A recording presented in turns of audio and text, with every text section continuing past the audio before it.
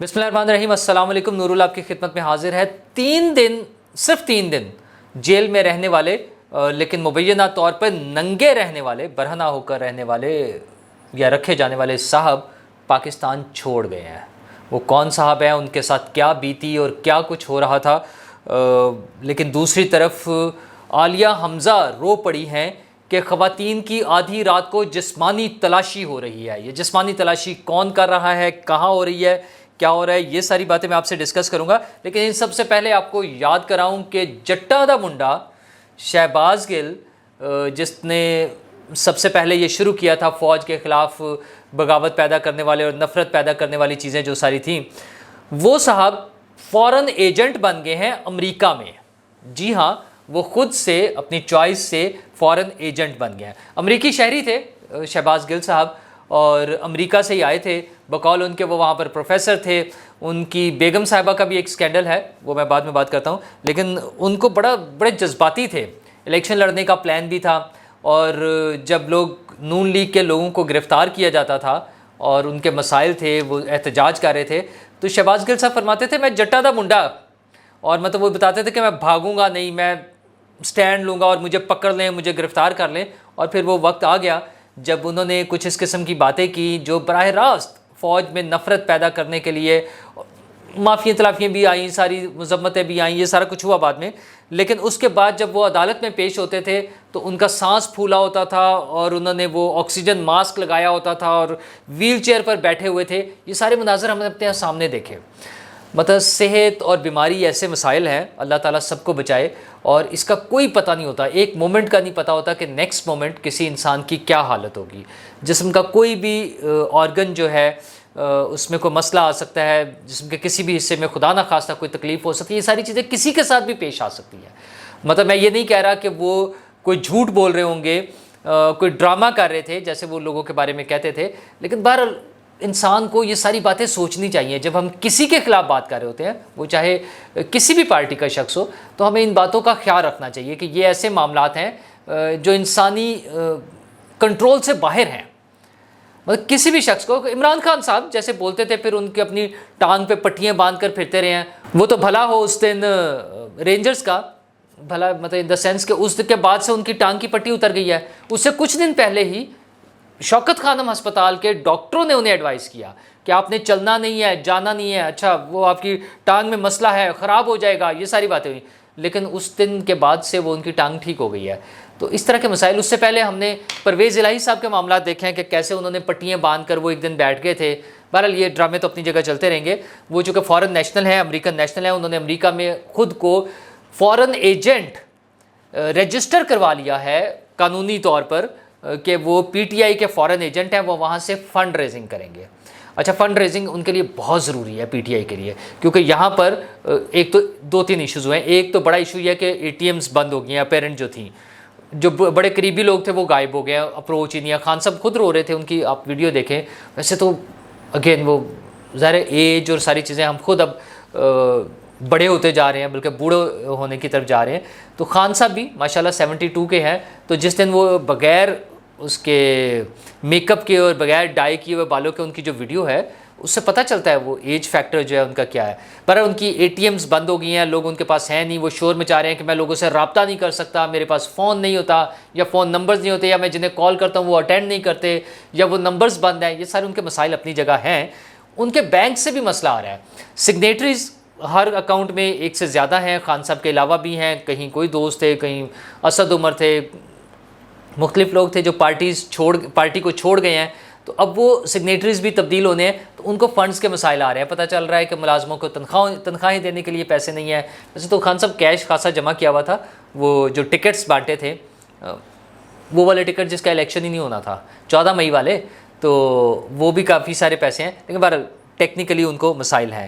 تو وہاں سے فنڈ ریزنگ کریں گے، پیسے جمع کریں گے۔ یہ اور بات ہے کہ وہ پہنچائیں گے کیسے خان صاحب تک۔ ابھی انہوں نے 9 مئی کے واقعات میں جو لوگ جانوں سے گئے ہیں، عمران خان صاحب کے بقول 25 لوگ ان کے شہید ہوئے ہیں، جو نہ انہوں نے کبھی نام بتائے ہیں، نہ ان لوگوں تک خود پہنچے ہیں، نہ ان لوگوں سے ملے ہیں، نہ وہ سامنے آئے ہیں۔ مطلب چلے باقی ساری چیزیں غلط ہو سکتی ہیں۔ خان صاحب کہتے ہیں نا 25 لوگوں کے لیے انہیں فنڈ اکٹھا کیا ہے، وہ کوئی 17-18 کروڑ روپے ہیں پاکستانی روپیز میں جو دیہڑی لگائی ہے صرف، اچھا خان صاحب کو چاہیے ان 25 لوگوں کے گھروں میں چلے جائیں. خان صاحب کو کون روک سکتا ہے؟ جا رہے ہیں نا, پھر رہے ہیں نا, عدالت بھی جا رہے ہیں, چاہیں کہیں کہ جناب یہ وہ لوگ ہیں, میں ان کے گھر آ گیا ہوں. بتائیں خان صاحب ڈرامے بازی چھوڑ دیں. اچھا تو وہ سارے فنڈز, اب مزید فنڈز پیسے جمع کرنا تو سب سے امپورٹنٹ ہے, تو وہ وہاں پر کر رہے ہیں. شہباز گل صاحب کریں گے وہاں پر پیسے جمع. اگرچہ ابھی تازہ ترین ایف آئی اے نے مزید 18 کمپنیاں آئیڈینٹیفائی کی ہیں جو ان کے فارن فنڈنگ کیس کے حوالے سے, جس کو وہ ممنوعہ فنڈنگ کیس بھی کہتے ہیں, اس کے اندر موجود ہے. لیکن ان کی بیگم صاحبہ کا بھی ایک اسکینڈل موجود ہے. آپ کو یاد ہوگا, ہم بھول جاتے ہیں چیزیں, پرانی ہو جاتی ہیں تو وہ پھر یاد نہیں رہتا.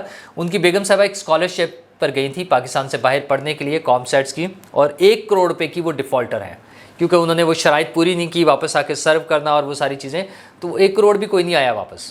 تو اب یہ بھی صاحب بھاگ گئے ہیں.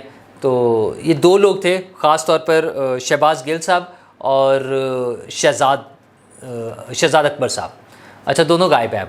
انہوں نے فوج کے خلاف اور بہت ساری چیزیں کرنے میں بڑا اہم رول پلے کیا ہے. خیر کیا کیا, شہزاد اکبر صاحب تو فیض صاحب کے ساتھ ہی مل کے سارا کچھ کر رہے تھے.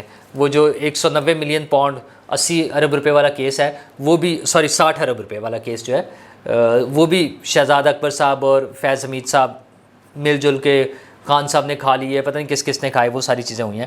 بھائی یہ تو ہوئی ہیں. عالیہ حمزہ صاحبہ جب عدالت میں پیشی کے لیے آئی ہیں, پولیس وین سے اتری ہیں, ان کے ساتھ وہ صنم جاوید ہے, باقی لوگ ہیں, خواتین ہیں ساری, تو وہ رو پڑی ہیں بیچاری.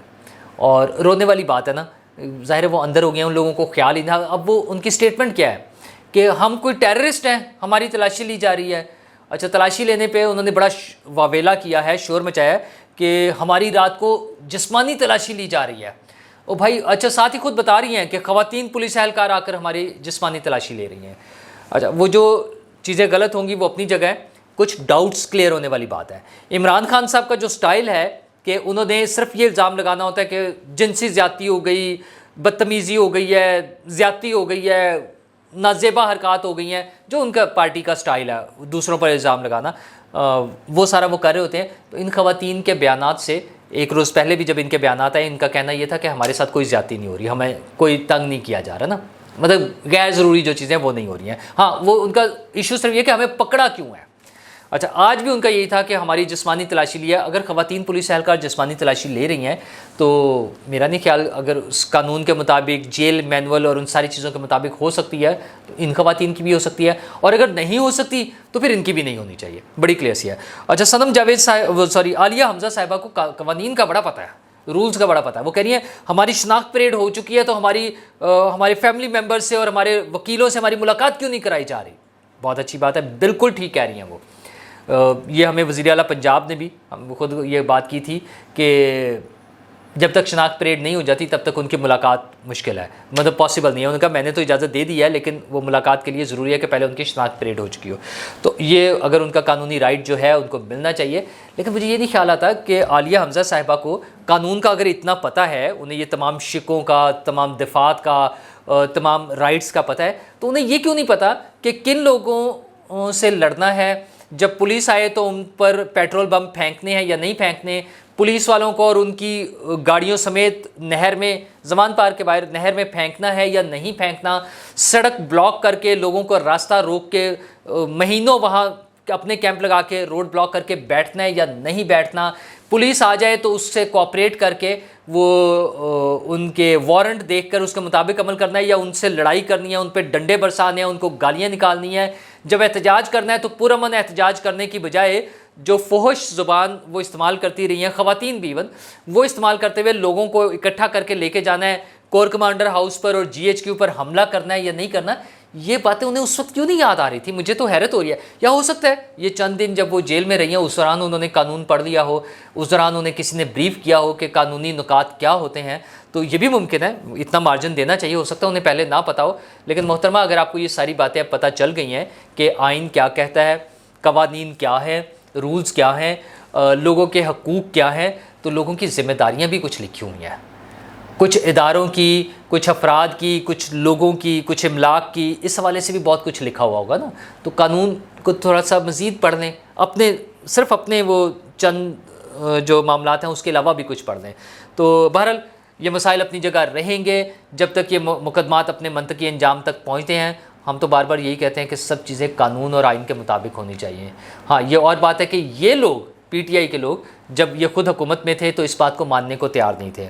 اور دوسری ایک اہم چیز جو میں آپ سے ذکر کر رہا تھا شروع میں کہ ایک صاحب 3 دن زیر حراست رہے, 3-4 دن جتنا بھی ٹائم رہے, تو ان کے بارے میں بہت سی خبریں آتی رہیں. پہلی خبر تو یہ آئی کہ ان کے چہرے پر ماسک چڑھا کے رکھا گیا. اچھا انویسٹیگیشن کے لیے اس طرح کی چیزوں کے لیے ایسے ہی چل رہا ہے, میں اس کو بالکل بھی صحیح نہیں کہتا, لیکن کیا کسی نے اس غلط کو ٹھیک کرنے کی کوشش کی؟ وہ چاہے نون لیگ کی حکومت تھی, چاہے پیپلز پارٹی کی حکومت تھی, چاہے 3.5 سال کی عمران خان صاحب کی حکومت تھی, کیا کسی نے ان خرابیوں کو ٹھیک کرنے کی کوشش کی؟ وہ شخصیت ہے اوریہ مقبول جان صاحب. اچھا ایک بڑا معتبر نام تھا ہمارے معاشرے کا, انہوں نے ایک ریلیجیس ٹچ بھی تھا, ایک اسکالر بھی تھے وہ, پھر انہوں نے باقاعدہ تبلیغ شروع کر دی ریٹائرمنٹ کے بعد. ریٹائرمنٹ سے پہلے بھی وہ جو بولتے تھے اور جو لکھتے تھے وہ سب کو کرٹیسائز کرتے تھے, ایون حکومت کو کرٹیسائز کرتے تھے. ٹھیک ہے, ہمیں اچھا لگتا تھا, اگرچہ سرکاری ملازم میرا خیال ہے اس طرح کے کام نہیں کر سکتا, لیکن وہ کرتے تھے. چلتا رہا, لوگوں نے ان کی بات سنی, حکومتوں نے ایکسیپٹ کیا, تو وہ ہوتا رہا سارا. پھر انہوں نے باقاعدہ وہ ایک طرح سے جہاد کی اس پر آ گئے تھے کہ گھوڑوں کی ٹاپوں کی آوازیں آ رہی ہوتی تھی انہیں, غزوہ ہند کے لشکر اور علم بلند ہوتے ہوئے انہیں نظر آ رہے ہوتے تھے, وہ سارا کچھ چلتا رہا. لیکن پھر انہوں نے پی ٹی آئی کے ساتھ مل کر فوج کے خلاف کچھ زیادہ ہی ہارڈ سٹانس لے لیا. اچھا پولیٹیکل افیلیشنز کسی کی بھی ہو سکتی ہیں, ہر آدمی کی, میری بھی ہو سکتی ہیں, آپ کی بھی ہو سکتی ہیں, اور ہوتی ہیں. سیاست میں ہم سب کو حصہ لینا چاہیے, بینگ پاکستانی ہمارا حق ہے, بلکہ میں سمجھتا ہوں ہمارا فرض ہے کہ ہم نے حکومتیں الیکٹ کرنے کے لیے ووٹ دینا ہے, تو ہماری سیاسی سوچ ہونی چاہیے کہ ہم ان کے منشور کو, ان کے پلان کو, ان کی اسٹریٹجی کو پولیٹیکل پارٹیز کی سمجھیں اور اس میں اپنا ان پٹ دیں. جہاں پاسبل ہو ہم اپنا ان پٹ دیں, انہیں بتائیں کہ یہ چیزیں ہمارے شامل کریں اور اس کے مطابق ان کو ووٹ دیں. کسی کی حمایت کریں, کسی مخالفت کریں, یہ سارا کچھ ممکن ہے. لیکن اوریہ صاحب شاید وہ زیادہ آگے نکل گئے تھے, کسی گھوڑے پر بیٹھے ہوئے تھے اور وہ زیادہ آگے نکل گئے, پھر وہ گرفتار ہوئے.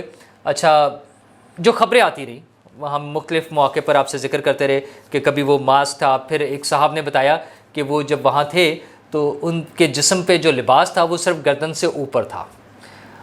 ظاہر ہے یہ کوئی فخر کی بات نہیں ہے, یہ کوئی خوشی کی بات نہیں ہے, افسوس کی بات ہے, سراسر افسوس کی بات ہے.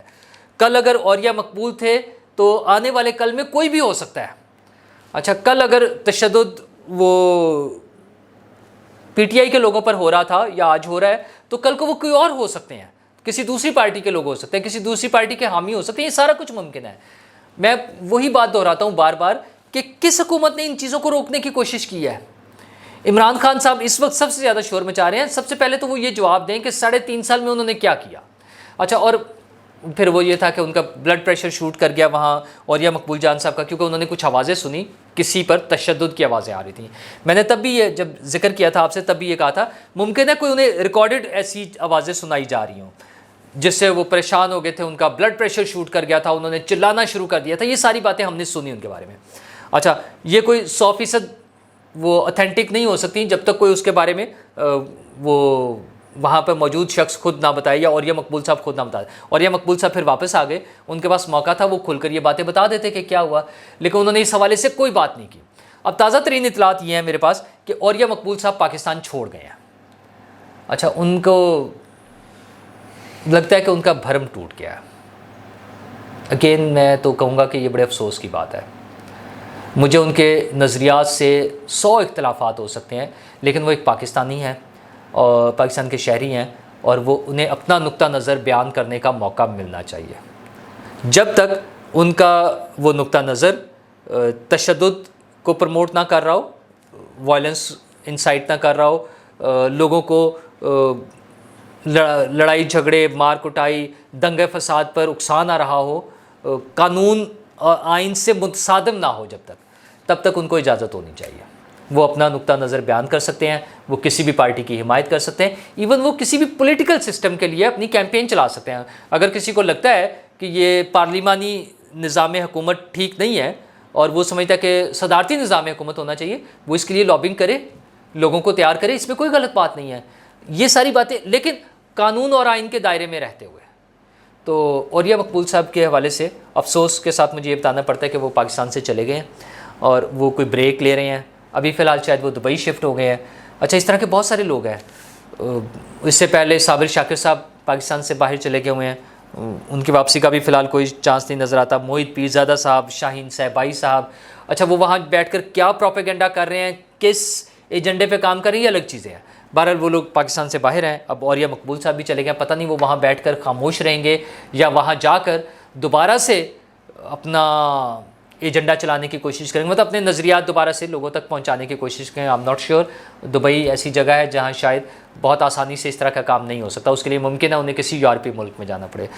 ان کے ساتھ پروگرام کرنے والے ظفر ہلالی صاحب بھی گھر بیٹھے ہوئے ہیں، وہ جو ٹی وی پر پروگرام کر رہے تھے. اور مجھے تو پتہ چلا کہ شاید ان کے ادارے نے ان کو کچھ ایسی آفر دی ہے کہ آپ نے کہیں پروگرام نہیں کرنا، آپ بس آرام سے گھر بیٹھیں. ٹھیک ہے، تو ٹی وی چینلز پر، میڈیا پر کچھ اور بھی ایشوز آ رہے ہیں. پیمرا نے کچھ پابندیاں لگائی ہیں. کچھ ہم نے 3 منٹ کی میٹنگ کے حوالے سے باتیں سنی ہیں کہ لوگوں کو کیا سمجھایا گیا ہے، کیسے سمجھایا گیا ہے. بلکہ آج ایک دوست کہہ رہے تھے کہ وہ 3 منٹ کی میٹنگ نہیں ہے. آئی تھاٹ کہ شاید کوئی لمبی ہو گئی. میں کہ پھر وہ کہا وہ 2.25 منٹ کی میٹنگ تھی.